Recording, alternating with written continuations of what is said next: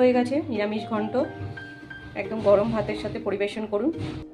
Hello friends, আজকে রান্না করতে চলেছি লাউ ঘন্ট। লাউ ঘন্টের জন্য লাউগুলো কেটে নিয়েছি, এবার এগুলো এই ঘষার মাধ্যমে ঘষে নেব। এই দেখুন ঘষে নিচ্ছি, প্রত্যেকটা লাউ আমি এরকম করে ঘষে নেব।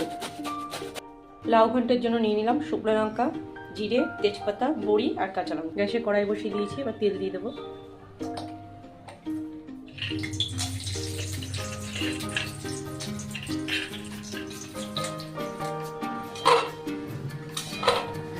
জিরে ফোড়ন দিয়ে দিলাম, শুকনো লঙ্কা দুটো, তেজপাতা আর দুটো কাঁচা লঙ্কা। যেহেতু নিরামিষ তাই একটু ঝালটা কম হবে। এবার লাউটাকে ঘষে রেখেছিলাম সেটাকে দিয়ে দেবো।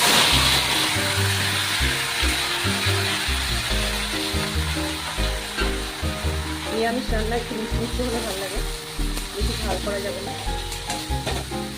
সেই জন্য। এবার এটার মধ্যে দিয়ে দেবো হলুদ,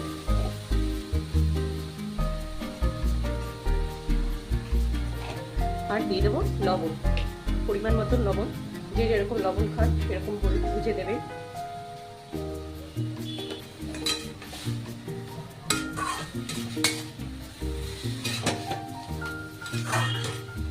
আমি এর মধ্যে সামান্য একটু জিরের গুঁড়ো দিয়ে দিলাম।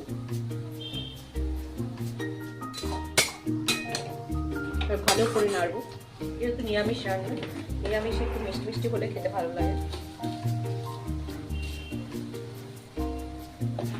এবার দিয়ে দেবো ধনে পাতা, হয়ে আসতে পায়।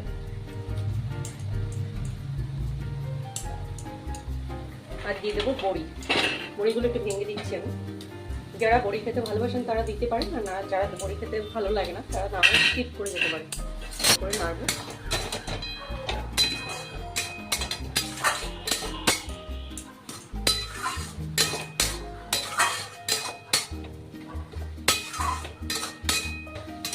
হয়ে এসছে, এবার নামিয়ে ফেলবো। হয়ে গেছে নিরামিষ ঘন্ট, একদম গরম ভাতের সাথে পরিবেশন করুন।